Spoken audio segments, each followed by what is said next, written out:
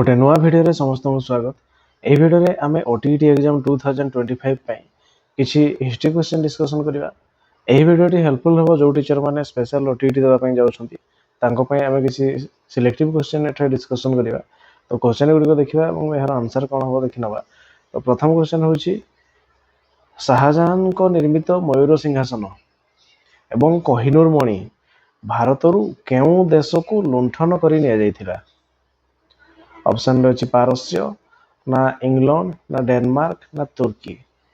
तेरे शाहजहां को मयूर सिंहासन और कोहिनूर हीरा तेरे कौटी नि प्रथम लुंठन करके पारस्य पारस्य पारस्य नहीं जाते। ऑप्शन ए हो राइट आंसर। यहाँ दुई नंबर 1639 ख्रीष्टाब्द फ्रांसिस ड्रेक दक्षिण रे चंद्रगिरी नामक स्थानर राजा पाखु केउं स्थानटी पट्टा रूपे पाई वाणिज्य केन्द्र निर्माण करथिले। 1639 ख्रीष्टाब्द फ्रांसिस ड्रेक से कौन दक्षिण रे चंद्रगिरी नामक स्थानर राजा पाखु कौ स्थानटा पट्टा रूपे पाई वाणिज्य केन्द्र निर्माण करथिले। गुजरात ना मुसलीपट्टम ना मांद्राज ना पांडिचेरी। तेरे यार आंसर हो कौन ना से मांद्राज रे वाणिज्य केन्द्र स्थापन करथिले। ऑप्शन सी मांद्राज हो राइट आंसर। यहाँ 3 नंबर नादिर शाह केउं नगरी रे प्रवेश करी लुंठन और नरहत्या चलाई थिले। मुल्तान ना बॉम्बे ना आग्रा ना दिल्ली। तेरे नादिर शाह कौटी लुंठन करते नरहत्या करते। यार आंसर हो कौन ना दिल्ली ठारे। ऑप्शन डी हो राइट आंसर। 4 नंबर निम्नोक्त मानक मध्यरु केउ माने मोगल सम्राटों दृढ़ समर्थन थिले किंतु औरंगजेब को समय रे सेमाने मोगल रो शत्रु हो जाइथिले। मरहठा माने ना सिख माने ना राजपूत माने ना जाठ माने।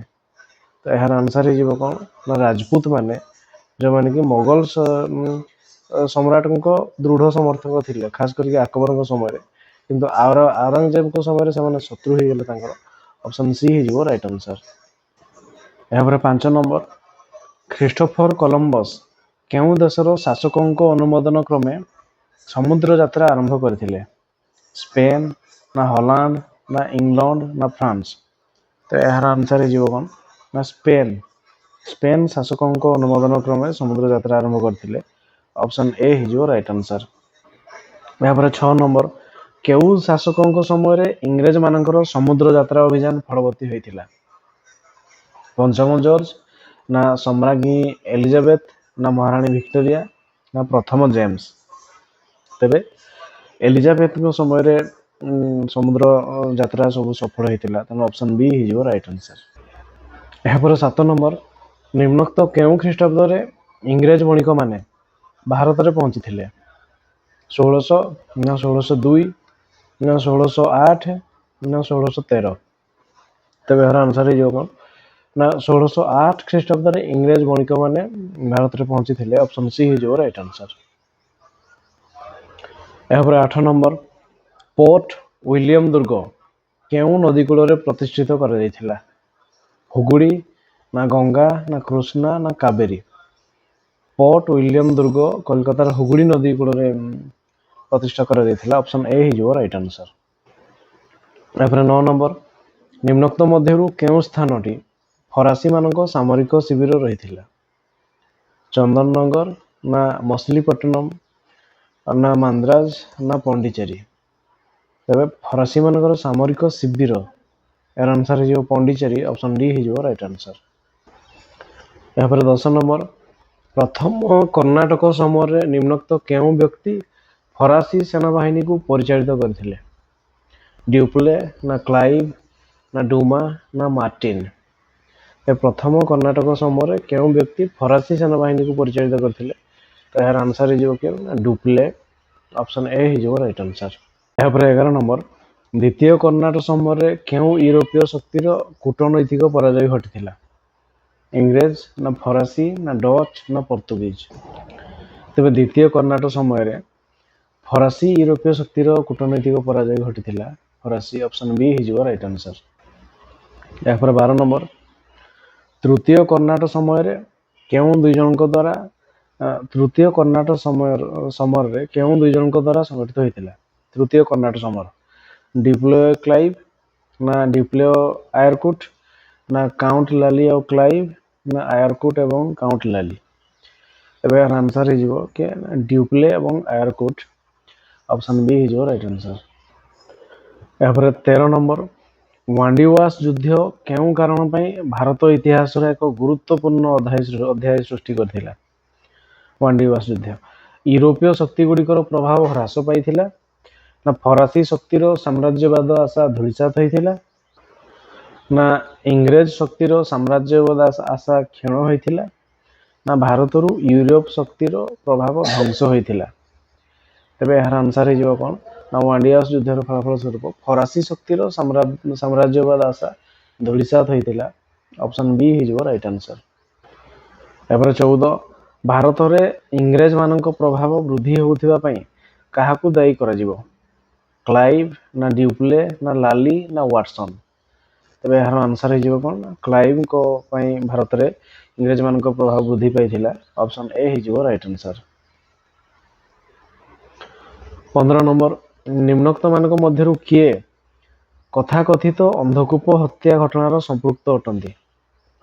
କ୍ଲାଇଭ ନା ସିରାଜଉଦ୍ଦୌଲା ନା ଅଲିବର୍ଦି ଖାଁ ନା ମାଣିକ ଚାନ୍ଦ? ତେବେ କିଏ ଅନ୍ଧକୂପ ହତ୍ୟା ଘଟଣାର ସମ୍ପୃକ୍ତ?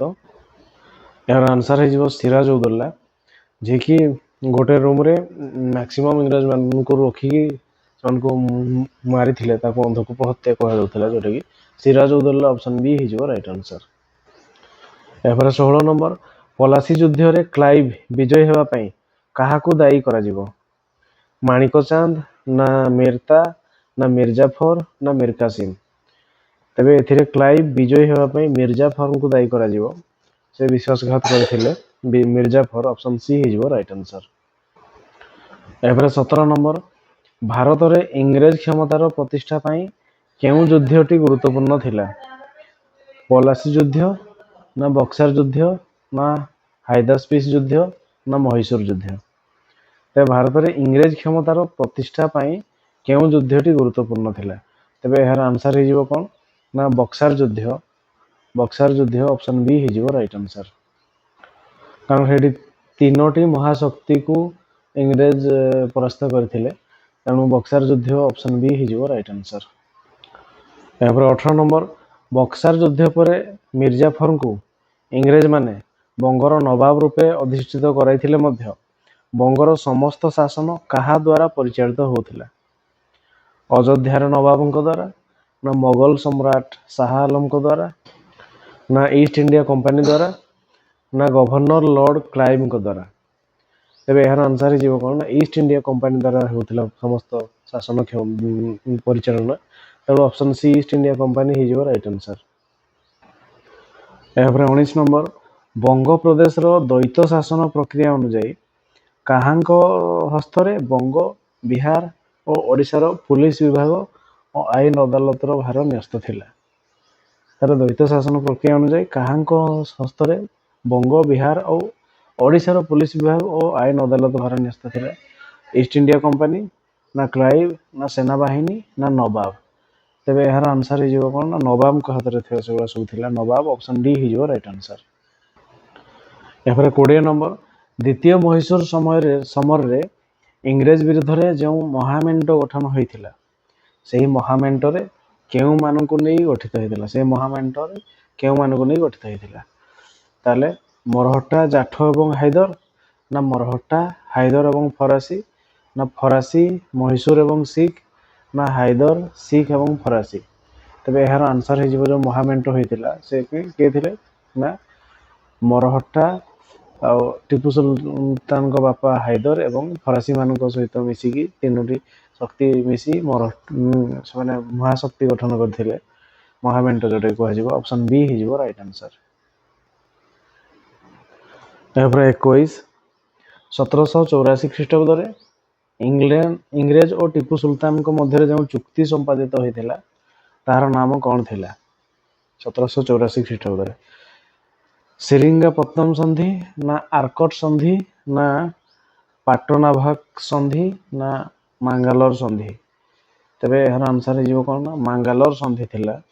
ତେବେ ଟିପୁ ସୁଲତାନ ଏବଂ ଇଂରେଜମାନଙ୍କ ମଧ୍ୟରେ ଯେଉଁ 1784 ମସିହାରେ ହେଇଥିବା ସନ୍ଧିର ନାଁ ମାଙ୍ଗାଲୋର ସନ୍ଧି। ଅପସନ୍ ଡି ହେଇଯିବ ରାଇଟ୍ ଆନ୍ସର। ତାପରେ 22 ନମ୍ବର, କେଉଁ ବୀର ପୁରୁଷଙ୍କୁ ମହୀଶୂରର ବାଘ ନାମରେ ପରିଚିତ କରାଇଥିଲା? ମହୀଶୂରର ବାଘ, ହାଇଦର ଅଲି ନା ଶାହ ଆଲମ ନା ଟିପୁ ସୁଲତାନ ନା ନାରାୟଣ ରାଓ? ତେବେ କାହାକୁ କୁହାଯାଉଥିଲା ମହୀଶୂରର ବାଘ? ଟିପୁ ସୁଲତାନକୁ କୁହାଯାଉଥିଲା, ଟିପୁ ସୁଲତାନ। ଅପସନ୍ ସି ହେଇଯିବ ରାଇଟ୍ ଆନ୍ସର। ଏହାର 23, ନିମ୍ନୋକ୍ତ ମଧ୍ୟରୁ କେଉଁ ଦେଶୀୟ ରାଜ୍ୟ ପ୍ରଥମେ ୱେଲସ୍ଲିଙ୍କ ସାମନ୍ତ ସନ୍ଧିର ପ୍ରଥମ ଶିକାର ହୋଇଥିଲେ? ତାଞ୍ଜୋର ନା କର୍ଣ୍ଣାଟକ ନା ସୁରଟ ନା ଅଯୋଧ୍ୟା? ତେବେ କେଉଁ ଦେଶୀୟ ରାଜ୍ୟ ପ୍ରଥମେ ୱେଲସ୍ଲିଙ୍କ ସାମନ୍ତ ସନ୍ଧିର ପ୍ରଥମ ଶିକାର ହୋଇଥିଲେ? ସେଟା ହେଉଛି ଅଯୋଧ୍ୟାର ରାଜା। ଅଯୋଧ୍ୟାର ରାଜାଙ୍କ ଦ୍ୱାରା ତାହେଲେ ତାଙ୍କର ସମସ୍ତ ସମ୍ପତ୍ତି ଇଂରେଜ ସରକାରଙ୍କ ହାତକୁ ଚାଲି ଯାଇଥିଲା। ୱେଲସ୍ଲିଙ୍କ ସାମନ୍ତ ସନ୍ଧିର ପ୍ରଥମ ଶିକାର ଅଯୋଧ୍ୟାର ରାଜା ହୋଇଥିଲେ। ଅପସନ୍ ଡି ହେଇଯିବ ରାଇଟ୍ ଆନ୍ସର। 24 ନମ୍ବର, 1801 ମସିହାରେ ୱେଲସ୍ଲି ଅଯୋଧ୍ୟାର ନବାବଙ୍କ ସହିତ ସାମନ୍ତ ସନ୍ଧି ଚୁକ୍ତି କରିବାର ପ୍ରଧାନ କାରଣ କ'ଣ ଥିଲା? ଅଯୋଧ୍ୟାର ସାମରିକ ଶକ୍ତି ହାସଲ କରିବା ନା ଅଯୋଧ୍ୟାକୁ ଇଂରେଜ ଶାସନାଧୀନ କରିବା ନା ଅଯୋଧ୍ୟାରୁ ପ୍ରଚୁର ଅର୍ଥ ଆଦାୟ କରିବା ନା ଅଯୋଧ୍ୟାର ଶାସନଗତ ଅଧିକାର ଦେବା? ତେବେ ଏହାର ଆନ୍ସର ହେଇଯିବ କ'ଣ ନା ଅଯୋଧ୍ୟାର ସାମରିକ ଶକ୍ତି ହ୍ରାସ କରିବା ପାଇଁ ସେ ସେମିତି ସାମନ୍ତ ସନ୍ଧି ଚୁକ୍ତି କରିଥିଲେ। ଅପସନ୍ ଏ ହେଇଯିବ ରାଇଟ୍ ଆନ୍ସର। 25 ନମ୍ବର, ରାଜ୍ୟ ସ୍ୱତ୍ୱ ଲୋପ ନୀତିର ଉଦ୍ଭାବକ କିଏ ଥିଲେ? ଡେଲହାଉସି ନା ୱେଲସ୍ଲି ନା କମ୍ପାନୀର ଡାଇରେକ୍ଟର ନା ଲର୍ଡ ହାର୍ଡିଞ୍ଜ? ରାଜ୍ୟ ସ୍ୱତ୍ୱ ଲୋପ ନୀତିର ଉଦ୍ଭାବକ କିଏ ଥିଲେ? ତେବେ ଏହାର ଆନ୍ସର ହେଇଯିବ କ'ଣ ନା ତେବେ ରାଜ୍ୟ ସ୍ୱତ୍ୱ ଲୋପ ନୀତିର ଉଦ୍ଭାବକ ଥିଲେ କିଏ ନା ଲର୍ଡ ଡେଲହାଉସି। ଅପସନ୍ ଏ ହେଇଯିବ ରାଇଟ୍ ଆନ୍ସର। ତେବେ ଏଇ ରାଜ୍ୟ ସ୍ୱତ୍ୱ ଲୋପ ନୀତି କ'ଣ ଥିଲା ନା କୌଣସି ଅପୁତ୍ରିକ ରାଜା ପୋଷ୍ୟପୁତ୍ର ଗ୍ରହଣ କରିପାରିବେ ନାହିଁ ବୋଲି ଥିଲା। ଆଉ ତାଙ୍କର ମୃତ୍ୟୁ ପରେ ତାଙ୍କର ରାଜ୍ୟ ଇଂରେଜ ସାମ୍ରାଜ୍ୟଭୁକ୍ତ ହେବା ବ୍ୟବସ୍ଥାକୁ ରାଜ୍ୟ ସ୍ୱତ୍ୱ ଲୋପ ନୀତି କୁହାଯାଉଥିଲା। ତ ଏମିତି ଏହି ନୀତି ଅନୁସାରେ ଆମର କିଏ ନା ସାତାରା, ଝାନ୍ସୀ, ନାଗପୁର, ସମ୍ବଲପୁର ଆମର ଓଡ଼ିଶାର ସମ୍ବଲପୁର ମଧ୍ୟ ଏହି ପ୍ରଭୃତି ରାଜ୍ୟ ତାଙ୍କର ରାଜ୍ୟ ହରାଇଥିଲେ। ତେବେ ଡେଲହାଉସି ଏହାର ପ୍ରବର୍ତ୍ତକ। Option A right answer. ଏହାପରେ 26 ନମ୍ବର, ଶିବାଜୀଙ୍କ ବଂଶଧର କେଉଁ ଶାସକଙ୍କ ପୋଷ୍ୟପୁତ୍ର ଗ୍ରହଣକୁ ଇଂରେଜ କମ୍ପାନୀ ନିର୍ଦ୍ଦେଶକ ପରିଷଦ ଗ୍ରହଣ କରିନଥିଲା? ଶିବାଜୀଙ୍କ ବଂଶଧର କେଉଁ ଶାସକଙ୍କ ପୋଷ୍ୟପୁତ୍ର ଗ୍ରହଣକୁ ଇଂରେଜ କମ୍ପାନୀ ନିର୍ଦ୍ଦେଶକ ପରିଷଦ ଗ୍ରହଣ କରି ନଥିଲା? ପ୍ରତାପ ସିଂ ନା ଆପ୍ପା ସାହେବ ନା ମଲ୍ହାର ରାଓ ହୋଲକର ନା ବାଜିରାଓ ଦ୍ୱିତୀୟ? ତେବେ ଏହାର ଆନ୍ସର ହେଇଯିବ କ'ଣ ନା ଆପ୍ପା ସାହେବ। ଅପସନ୍ ବି ହେଇଯିବ ରାଇଟ୍ ଆନ୍ସର। ଏପରେ 27 ନମ୍ବର, ପିଟ୍ଙ୍କ ଭାରତ ଶାସନ ଆଇନ ଅନୁଯାୟୀ କେଉଁ ଦୁଇଟି ସଂସ୍ଥା ଗଭର୍ଣ୍ଣର ଜେନେରାଲଙ୍କ ଦାୟିତ୍ୱ ଉପରେ ପ୍ରଶ୍ନବାଚୀ ହେଉଥିଲା? ତେବେ ପିଟ୍ଙ୍କ ଭାରତ ଶାସନ ଆଇନ ଅନୁଯାୟୀ କେଉଁ ଦୁଇଟି ସଂସ୍ଥା ଗଭର୍ଣ୍ଣର ଜେନେରାଲଙ୍କ ଦାୟିତ୍ୱ ଉପରେ ପ୍ରଶ୍ନବାଚୀ ଉଠାଉଥିଲା? ନା ଡାଇରେକ୍ଟର ପରିଷଦ ଓ ନିୟନ୍ତ୍ରଣ ସଂସ୍ଥା ନା ନିୟନ୍ତ୍ରଣ ସଂସ୍ଥା ଓ କମ୍ପାନୀ କର୍ମକର୍ତ୍ତା ନା ଡାଇରେକ୍ଟର ପରିଷଦ ଓ କମ୍ପାନୀ କର୍ମଚାରୀ ନା ଡାଇରେକ୍ଟର ପରିଷଦ ଓ ମୁଖ୍ୟ ସେନାଧ୍ୟକ୍ଷ? ତେବେ ଏହାର ଆନ୍ସର ହେଇଯିବ କ'ଣ ନା ଡାଇରେକ୍ଟର ପରିଷଦ ଓ ନିୟନ୍ତ୍ରଣ ସଂସ୍ଥା। ଅପସନ୍ ଏ ହେଇଯିବ ରାଇଟ୍ ଆନ୍ସର। 28 ନମ୍ବର, ପିଟ୍ଙ୍କ ଭାରତ ଶାସନ ଆଇନରେ ଭାରତ ଶାସନର ସର୍ବୋଚ୍ଚ କ୍ଷମତା କାହାର ହାତରେ ଥିଲା? ନିୟନ୍ତ୍ରଣ ପରିଷଦ ନା ବୋର୍ଡ ଅଫ୍ କଣ୍ଟ୍ରୋଲ ନା ବିଲାତ ପାର୍ଲାମେଣ୍ଟ ନା ଗଭର୍ଣ୍ଣର ଜେନେରାଲ? ତେବେ ପିଟ୍ଙ୍କ ଭାରତ ଶାସନ ଆଇନରେ ଭାରତ ଶାସନର ସର୍ବୋଚ୍ଚ କ୍ଷମତା କାହା ହାତରେ ଥିଲା ବୋଲି କୁହାଯାଇଛି? ଏହାର ଆନ୍ସର ହେଇଯିବ କ'ଣ ନା board of control. Option B ହେଇଯିବ ରାଇଟ୍ ଆନ୍ସର। ଏହାପରେ 29 ନମ୍ବର, ଅଷ୍ଟାଦଶ ଶତାବ୍ଦୀରେ ଭାରତର ଶିକ୍ଷାର ପ୍ରସାର ନିମନ୍ତେ କେଉଁ ଘଟଣା ଅନୁକୂଳ ପରିବେଶ ଆଣିପାରି ନଥିଲା? ଶାସକମାନଙ୍କ ପ୍ରଚେଷ୍ଟାର ଅଭାବ ନା ଶିକ୍ଷାନୁଷ୍ଠାନ ଗୁଡ଼ିକୁ ନେଇ ଅଭାବ ଥିଲା ନା ଇଂରେଜମାନଙ୍କ କୂଟ ଚକ୍ରାନ୍ତ ନା ଦେଶରେ ଥିବା ରାଜନୈତିକ ଅସ୍ଥିରତା? ତେବେ କହିଛି ଅଷ୍ଟାଦଶ ଶତାବ୍ଦୀରେ ଭାରତର ଶିକ୍ଷାର ପ୍ରସାର ନିମନ୍ତେ କେଉଁ ଘଟଣା ଅନୁକୂଳ ପରିବେଶ ଆଣିପାରି ନଥିଲା ବୋଲି କୁହାଯାଇଛି? ଦେଶରେ ଥିବା ରାଜନୈତିକ ଅସ୍ଥିରତା ଯୋଗୁଁ ଅନୁକୂଳ ଶିକ୍ଷାର ପ୍ରସାର ଠିକ ସେ ଘଟି ନଥିଲା। ଏବଂ ଅପସନ୍ ଡି ଦେଶରେ ଥିବା ରାଜନୈତିକ ଅସ୍ଥିରତା ହେଇଯିବ ରାଇଟ୍ ଆନ୍ସର। ଏହାପରେ 30 1715 ଖ୍ରୀଷ୍ଟାବ୍ଦରେ କେଉଁଠାରେ ଇଷ୍ଟ ଇଣ୍ଡିଆ କମ୍ପାନୀ ଦ୍ୱାରା ସେଣ୍ଟ ମ୍ୟାରିଜ୍ ଚ୍ୟାରିଟି ବିଦ୍ୟାଳୟ ପ୍ରତିଷ୍ଠା କରାଯାଇଥିଲା? କଲିକତା ନା ଆଗ୍ରା ନା ମାନ୍ଦ୍ରାଜ ନା ଦିଲ୍ଲୀ? ତେବେ ସେଣ୍ଟ ମ୍ୟାରିଜ୍ କରାଯାଇଥିଲା ସେଟା କୋଉଠି ଥିଲା ନା ମାନ୍ଦ୍ରାଜରେ ପ୍ରଥମେ ପ୍ରତିଷ୍ଠା କରାଯାଇଥିଲା। ମାନ୍ଦ୍ରାଜ ଅପସନ୍ ସି ହେଇଯିବ ରାଇଟ୍ ଆନ୍ସର। ଏହାପରେ 31 କେଉଁ ମସିହାରେ ବନାରସ ଠାରେ ଏକ ସଂସ୍କୃତ ମହାବିଦ୍ୟାଳୟ ସ୍ଥାପିତ କରାଯାଇଥିଲା? ବନାରସରେ 1781 ନା 1891 ନା 1813 ନା 1715? ତେବେ ବନାରସରେ ସଂସ୍କୃତ ମହାବିଦ୍ୟାଳୟ ସ୍ଥାପିତ କରାଯାଇଥିଲା। ତେବେ ସେଟା କେବେ କରାହେଇଥିଲା ନା ତାହା ହେଇଯିବ କେବେ ନା 1891 ମସିହାରେ। 1891 ଅପସନ୍ ବି ହେଇଯିବ ରାଇଟ୍ ଆନ୍ସର। 32 ଭାରତର କେଉଁ ବିଶ୍ୱବିଦ୍ୟାଳୟରେ ବିଜ୍ଞାନରେ ସ୍ନାତକୋତ୍ତର ଡିଗ୍ରୀ ଦିଆଯାଉଥିଲା ସାଇନ୍ସରେ? କଲିକତା ନା ବମ୍ବେ ନା ପାଟନା ନା ଦିଲ୍ଲୀ? ତେବେ ଏହାର ଆନ୍ସର ହେଇଯିବ କ'ଣ ନା ବମ୍ବେ ଅପସନ୍ ବି ହେଇଯିବ ରାଇଟ୍ ଆନ୍ସର। ଏହାପରେ 33 ଭାରତୀୟମାନଙ୍କ ମଧ୍ୟରେ ପ୍ରଚଳିତ କେଉଁ ପ୍ରଥାଟି ଔପନିବେଶିକ ସ୍ୱାର୍ଥ ସାଧିତ ହେବାରେ ସହାୟକ ହୋଇଥିଲା? ତେବେ କୋଉ ପ୍ରଥାଟି ଔପନିବେଶିକ ସ୍ୱାର୍ଥ ସାଧିତ ହେବାରେ ସହାୟକ ହୋଇଥିଲା ଇଂରେଜମାନଙ୍କୁ ସୁହାଉଥିଲା? ଜାତି ପ୍ରଥା ନା ସତୀଦାହ ପ୍ରଥା ନା କନ୍ୟା ହତ୍ୟା ନା ବାଲ୍ୟ ବିବାହ? ତେବେ ଏହାର ଆନ୍ସର ହେଇଯିବ କ'ଣ ନା ଜାତି ପ୍ରଥା। ଜାତି ପ୍ରଥା ଯୋଗୁଁ ଲୋକମାନଙ୍କ ମଧ୍ୟରେ ଏକତା ନଥିଲା ଆଉ ସେଇଟା ଇଂରେଜ ମାନଙ୍କର ସ୍ୱାର୍ଥ ସାଧିତ ହେବାରେ ସହାୟକ ହେଉଥିଲା। ଅପସନ୍ ଏ ହେଇଯିବ ରାଇଟ୍ ଆନ୍ସର। ଏହାପରେ 34 ଇଂରେଜମାନେ 1803 ମସିହାରେ ଓଡ଼ିଶା ଅଧିକାର କଲେ। ସେତେବେଳେ କେଉଁ କାରଣ ପାଇଁ ଓଡ଼ିଶା ବୀରମାନେ ଇଂରେଜକୁ ପ୍ରତିରୋଧ କରିନଥିଲେ? 1803 ମସିହାରେ ଓଡ଼ିଶା ଅଧିକାର କଲେ କିନ୍ତୁ କୋଉଥିପାଇଁ ସେମାନେ ପ୍ରତିରୋଧ କରିନଥିଲେ? ଓଡ଼ିଶାର ସୈନ୍ୟବାହିନୀ ନଥିଲେ ନା ମରହଟ୍ଟାମାନଙ୍କୁ ଆକ୍ରମଣକୁ ସାମ୍ନା କରୁଥିଲେ ନା ମରହଟ୍ଟାମାନଙ୍କ ଆକ୍ରମଣକୁ ସାମ୍ନା କରୁଥିଲେ ନା ମରହଟ୍ଟା ଶାସନରେ ଅତିଷ୍ଠ ହୋଇ ପଡ଼ିଥିଲେ ନା ଓଡ଼ିଶାର ଶାସକମାନେ ଦୁର୍ବଳ ଥିଲେ? ତେବେ ଏହାର କାରଣ ହେଇଯିବ କ'ଣ ନା ସେମାନେ ମରହଟ୍ଟା ଶାସନରେ ଅତିଷ୍ଠ ହୋଇ ପଡ଼ିଥିଲେ। ତେଣୁ ସେମାନେ ଇଂରେଜକୁ ବିରୋଧ କଲେ ନାହିଁ କାରଣ ସେତେବେଳେ ଇଂରେଜମାନେ ମରହଟ୍ଟାମାନଙ୍କୁ ବିତାଡ଼ିତ କରିବାରେ ସହାୟକ ହୋଇଥିଲେ। ତେଣୁ ଅପସନ୍ ସି ମରହଟ୍ଟା ଶାସନରେ ଅତିଷ୍ଠ ହୋଇ ପଡ଼ିଥିଲେ। ଅପସନ୍ ସି ହେଇଯିବ ରାଇଟ୍ ଆନ୍ସର। ଏହାପରେ 35 ଜୟୀ ରାଜଗୁରୁଙ୍କର ବେଦ ପୁରାଣ ଓ ଧର୍ମ ଗ୍ରନ୍ଥରେ ଅଗାଧ ପାଣ୍ଡିତ୍ୟ ଥିଲା। ତାଙ୍କର ଏହି ଜ୍ଞାନ ଗରିମାରେ ମୁଗ୍ଧ ହୋଇ କେଉଁ ରାଜା ତାଙ୍କ ରାଜସଭାକୁ ନେବା ପାଇଁ ଚାହିଁଥିଲେ? ଆଠଗଡ଼ର ରାଜା ଧନଞ୍ଜୟ ହରିଚନ୍ଦନ ନା ଗଞ୍ଜାମର ରାଜା ଧନଞ୍ଜୟ ଭଞ୍ଜ ନା ପାରଳାଖେମୁଣ୍ଡିର ରାଜା ନାରାୟଣ ଦେବ ନା ମୟୂରଭଞ୍ଜର ରାଜା ଯଦୁନାଥ ଭଞ୍ଜ? ତେବେ ଏହାର ଆନ୍ସର ହେଇଯିବ କ'ଣ ନା ଆଠଗଡ଼ର ରାଜା ଧନଞ୍ଜୟ ହରିଚନ୍ଦନ ସେ ଜୟୀରାଜଙ୍କୁ ନେବା ପାଇଁ ଚାହିଁଥିଲେ। ଅପସନ୍ ଏ ହେଇଯିବ ରାଇଟ୍ ଆନ୍ସର। ଆଠଗଡ଼ର ରାଜା ଧନଞ୍ଜୟ ହରିଚନ୍ଦନ। ଏହାପରେ 36 ଜୟୀ ରାଜଗୁରୁ ପାଇକମାନଙ୍କୁ ଯୁଦ୍ଧବିଦ୍ୟା ଶିକ୍ଷା ଦେବା ପାଇଁ କେଉଁ ଅନୁଷ୍ଠାନ ପ୍ରତିଷ୍ଠା କରିଥିଲେ? ସେନା ଛାଉଣୀ ନା ସୈନିକ ବିଦ୍ୟାଳୟ ନା ସୈନିକ ତାଲିମ କେନ୍ଦ୍ର ନା ଆଖଡ଼ାଶାଳ? ତେବେ ପାଇକମାନଙ୍କୁ ଯୁଦ୍ଧବିଦ୍ୟା ଶିକ୍ଷା ଦେବା ପାଇଁ ତେବେ କ'ଣ କରିଥିଲେ ସେ? ଏହାର ଆନ୍ସର ହେଇଯିବ ଆଖଡ଼ାଶାଳ। ଅପସନ୍ ଡି ହେଇଯିବ ରାଇଟ୍ ଆନ୍ସର। ସେ ଆଖଡ଼ାଶାଳରେ ତାହେଲେ ଓଡ଼ିଶାର ପାଇକମାନଙ୍କୁ ଯୁଦ୍ଧବିଦ୍ୟା ଶିକ୍ଷା ଦିଆଯାଉଥିଲା ଆଖଡ଼ାଶାଳ। ଅପସନ୍ ଡି ହେଇଯିବ ରାଇଟ୍ ଆନ୍ସର। ଏହାପରେ 37 କେଉଁ ଇଂରେଜ ପ୍ରଶାସକଙ୍କ ଦ୍ୱାରା ଖୋର୍ଦ୍ଧା କବଳିତ ହୋଇଥିଲା? ଜେନେରାଲ ହାରିସ୍ ନା କର୍ଣ୍ଣେଲ ହାରକୋର୍ଟ ନା କର୍ଣ୍ଣେଲ କ୍ୟାମ୍ପବେଲ ନା ମେଜର ଇମ୍ପେ?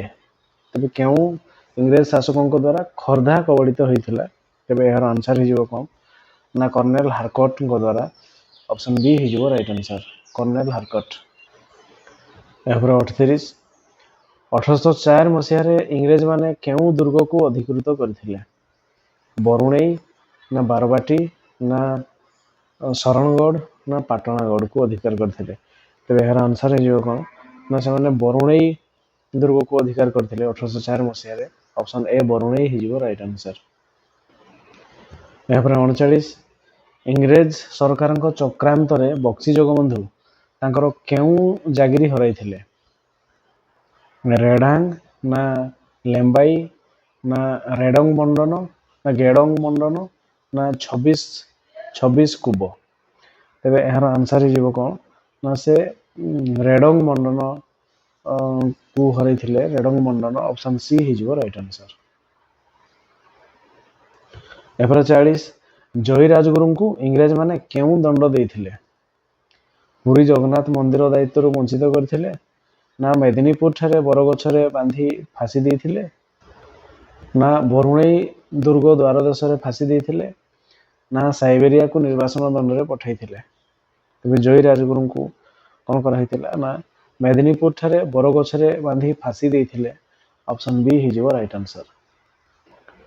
ଏହାପରେ 41 ଇଂରେଜ ମାନେ ଓଡ଼ିଶା ଅଧିକାର କରିବା ପୂର୍ବରୁ କୃଷକମାନେ କେଉଁ ପ୍ରକାର ରାଜସ୍ୱ ଦେଉଥିଲେ? କୃଷି ଜାତୀୟ ଦ୍ରବ୍ୟକୁ, ନା କୌଳିକ ବୃତ୍ତି ଦ୍ରବ୍ୟ ଗୁଡ଼ିକୁ, ନା କଉଡ଼ି, ନା ମୁଦ୍ରା ଦେଉଥିଲେ? ତେବେ ଇଂରେଜ ମାନଙ୍କ ପୂର୍ବରୁ ସେମାନେ କ'ଣ ଦେଉଥିଲେ ନା କଉଡ଼ି ଦେଉଥିଲେ। କଉଡ଼ି ଅପସନ୍ ସି ହେଇଯିବ ରାଇଟ୍ ଆନ୍ସର। ଏହାପରେ 42 ଓଡ଼ିଶାରେ ଇଂରେଜ ମାନେ ପ୍ରଚଳନ କରୁଥିବା ଆଇନ କାନୁନ ଗୁଡ଼ିକ କେଉଁ ଭାଷାରେ ଅନୁଦିତ ହେଉଥିଲା? ବଙ୍ଗଳା, ନା ହିନ୍ଦୀ, ନା ଫାର୍ସି, ନା ଫାର୍ସି ଓ ବଙ୍ଗଳା? ତେବେ ଏହାର ଆନ୍ସର ହେଇଯିବ କ'ଣ ନା ଫାର୍ସି ଓ ବଙ୍ଗଳା ଭାଷାରେ। ଅପସନ୍ ଡି ହେଇଯିବ ରାଇଟ୍ ଆନ୍ସର। ଏହାପରେ 43 ଓଡ଼ିଶାର ପାଇକ ବିଦ୍ରୋହ ସେହି ସମୟର କେଉଁ ଜିଲ୍ଲାମାନଙ୍କରେ ବ୍ୟାପିଥିଲା? ଗଞ୍ଜାମ ଆଉ ପୁରୀ, ନା ପୁରୀ ଆଉ ବାଲେଶ୍ୱର, ନା କଟକ ଆଉ ପୁରୀ, ନା ଗଞ୍ଜାମ ଏବଂ କଟକ? ତେବେ ପାଇକ ବିଦ୍ରୋହ କେଉଁ ଜିଲ୍ଲାରେ ବ୍ୟାପିଥିଲା ନା ସେଟା ହେଉଥିଲା କଟକ ଏବଂ ପୁରୀରେ ଅଧିକ ବ୍ୟାପିଥିଲା। ଅପସନ୍ ସି ହେଇଯିବ ରାଇଟ୍ ଆନ୍ସର। ଏହାପରେ 44 କନ୍ଧମାନଙ୍କ ମେରିଆ ପ୍ରଥା କିପରି କରାଯାଉଥିଲା?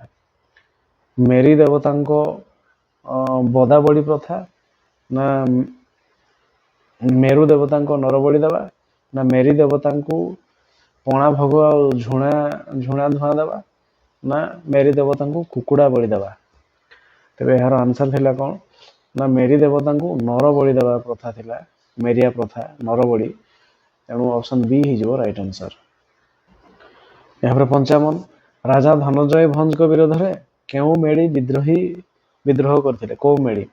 ଧରଣୀ ମେଳି, ନା ରତ୍ନା ମେଳି, ନା ନନ୍ଦ ମେଳି, ନା ଯଦୁ ମେଳି?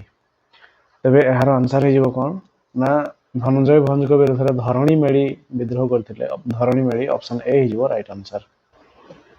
ଏହାପରେ 46 ସାନ୍ତାଳ ବିଦ୍ରୋହର ଆରମ୍ଭ ପ୍ରଥମେ କେଉଁଠାରୁ ଆରମ୍ଭ ହୋଇଥିଲା? ରେଣୁଗାଁ ହାଟରେ, ନା ବେତନଟି ହାଟରେ, ନା